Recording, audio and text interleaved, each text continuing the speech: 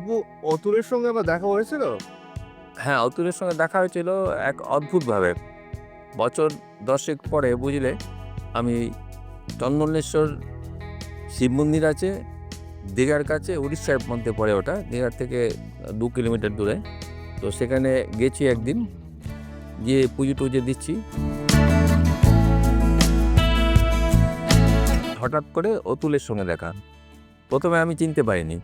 ওই আমাকে চিনে প্রণাম-টনাম করে আমাকে বলল, "দাদা ভালো আছেন?" আমি বললাম, "হ্যাঁ, ভালো আছি। তা তুমি কেমন আছো?" অতুল প্রায় একই রকম আছে। মাথার চুল আরেকটু পাতলা হয়েছে।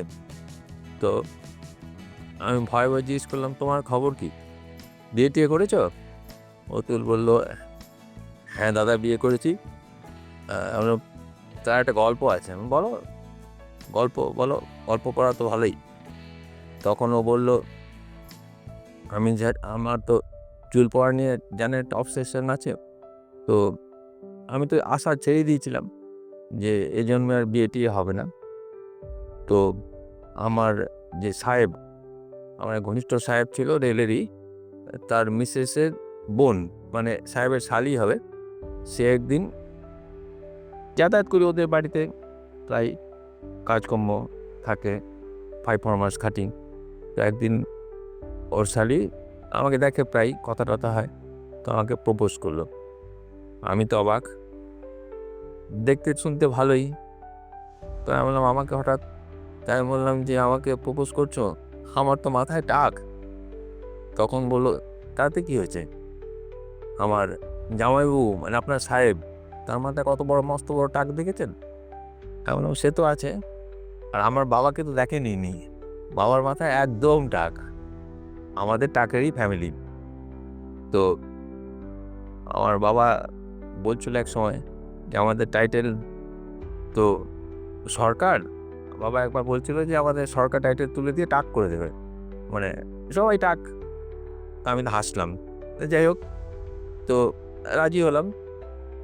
এটা একটা মুশকিল। ওদের পরিবার হচ্ছে আবার জ্যোতিষীর খুব ভক্ত। জ্যোতিষীর কথা ছাড়া এক পা এগোয় না। তারপর অ মেয়ের কুষ্টি, আমার কুষ্টি, এগুলো সব কুণ্ডুলি-টুণ্ডুলি সব নিয়ে জ্যোতিষী বসলো। জ্যোতিষী বসে-টসে বলল যে, "হ্যাঁ, সব দিক দিয়ে মিল আছে, কিন্তু একটা অসুবিধে আছে।" তো সবাই যে শুনল, "কি অসুবিধে?" বলল, "ওর যে বংশধর হবে, তার কিন্তু একদম জন্ম থেকে মাথায় টাক হবে।" তো শুনে তো আমি অবাক। আমি বললাম, "না, না, এ হতে পারে না।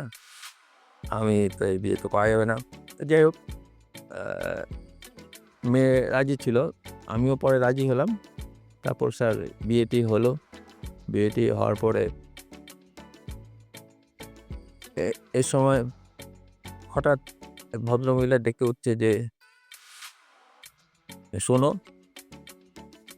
আ অতুল বলল, "এই আমার মিসেস।" ভালো করে তাকিয়ে দেখি সঙ্গে একটা বাচ্চা আছে ৪-৫ বছরের। মাথায় এক ফোঁটা চুল নেই। আমি খুব হতাশ হয়ে বললাম, "অতুল, সেটা কি হলো?" অতুল বলল, "না স্যার, ওর জন্ম থেকে চুল ছিল। প্রচুর চুল আছে ওর।